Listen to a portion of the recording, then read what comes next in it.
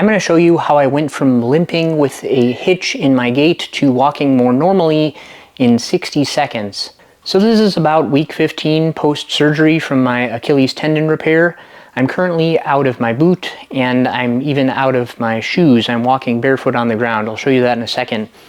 But I've been slowly taking out the heel inserts in my indoor shoes and my outdoor shoes, and now I've finally reached the ground. There's one thing that I've been doing over the past 2 weeks now that has made a huge difference, and I'll get to that shortly. But first I want to show you 2 other things that I've been doing that have kind of helped in my recovery.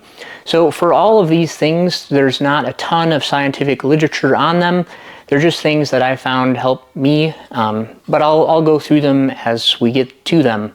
So for the first one, I want to show you, it's simply rolling a lacrosse ball on the bottom of your foot.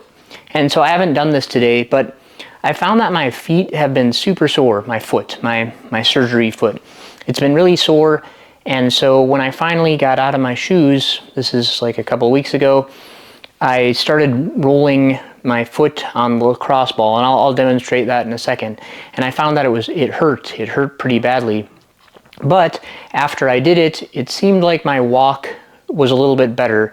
So I'm going to demonstrate that here. Like I said, I haven't done this today.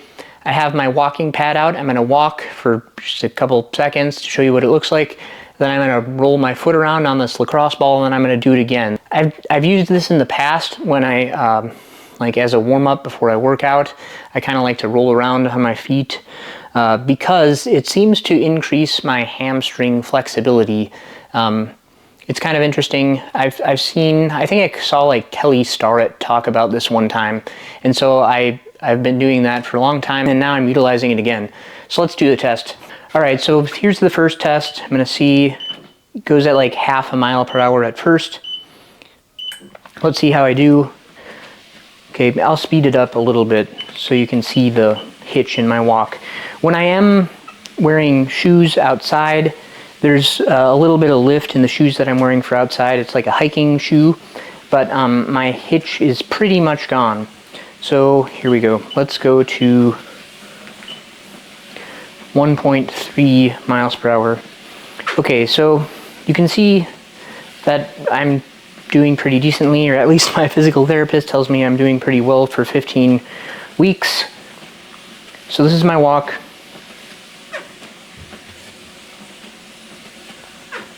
Now, I'm going to roll around on this lacrosse ball.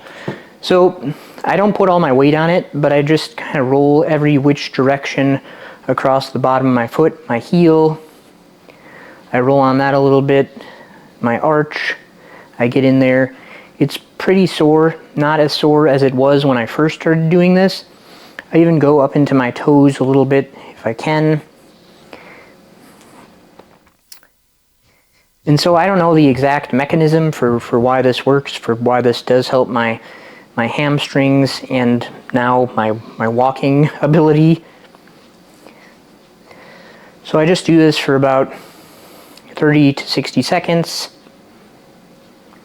And like I said, it's really sore compared to my other foot, but it is getting better.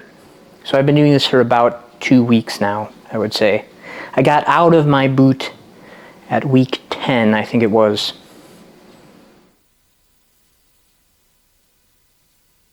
Okay. We'll call that good for now. I'm going to jump back on here.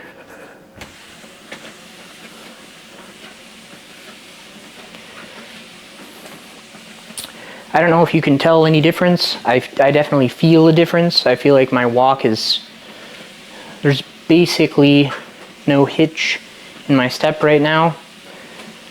So I don't know, it's kind of an instant fix that helps me walk better. Okay, so that's the lacrosse ball rolling is one thing that I've been doing that's definitely helped me. I hope you could see in that little clip that it felt like I was walking better. So another thing that I've been doing, I do this at night, and there's not a ton of evidence to support this, but it feels good. So I have this heating pad. It's a far infrared heating pad. I use that. I wrap it around my foot. I'll kind of demonstrate here what I do. And then I use castor oil. So there aren't any scientific studies that I've found that show that this combination of castor oil and heat helps heal tendons, but like I said, it's just something that feels good. Castor oil, I think it's been shown to be able to reduce inflammation to some degree. I don't know, don't quote me on that. So I get organic castor oil, cold pressed, hexane free. The brand I use is at the Heritage Store. So I put a little bit of that on this wool flannel. I think there are more companies out there that have products like this. So I kind of fold it in half, put some castor oil on, and then I stick it on my foot like this. And then what I've been doing is taking cling wrap, and I wrap it up so the castor oil won't escape and get all over the place. And then I use my heating pad, wrap that up. And this is in the evenings before I go to bed. I do it for 30 minutes, 45 minutes, quite a while. I do think there is some research to suggest that the infrared heat might help. So I just like combining both of these things. It feels good, and I think it's been helping. Okay, so now on to the thing that I think has been helping me the most. Now, this is just for informational purposes only. Don't do what I'm doing, ask your doctor. This has just been my experience. I've been using Peptides, BPC 157 and TB 500. The kind I have, it comes in a little jar. It's a powder. It's like 5 milligrams. It is 5 milligrams of BPC 157 and 5 milligrams of TB 500. And you have to reconstitute it, or you have to take bacteriostatic water and mix it in with the powder to create this solution that you then take an insulin needle and I think you can take it orally, but I've been injecting it near the site of my Achilles repair. I just do it subcutaneously. I don't stick it into my tendon or anyways, so it's just, into the fat underneath my skin. And the dosage I take is 250 micrograms each, and I've been doing this every day for about 2 weeks now. So I think it was around week 12. I was doing okay, but I wasn't really making any progress after I had gotten out of the boot. And then by the time week 13 came around, I had made like a vast improvement. My walking was better, my strength was quite a bit better, and I just felt a lot better overall. And my physical therapy definitely noticed this and was kind of surprised. And so I'm not sure if this is a placebo effect or what, but I decided to try BPC 157, and it just happened to come with TB 500. I decided to try those. There's some decent rodent research out there. I don't think there's any human studies on BPC 157. So I've been doing subcutaneous injections each day. I think I have like a 20-day supply. I wanted to try it out. I might get more because I don't know, it seems to be working for me. So I think it's important, if you're looking into something like this, to buy it from somewhere where they have third-party testing and they can show you the results of those third-party tests. Because you want it to be like high-quality, high-purity substances. You don't want it to be a bunch of junk. That's not good to put into your body. So maybe this is controversial, maybe it's not really. I do think, I'm not sure if both of them or if it's just BPC 157, but I think that one is banned by WADA. So that, I don't know, doesn't that kind of tells you it might work in a way. Anyways, so that's kind of my quickish update, and I just wanted to share that with you.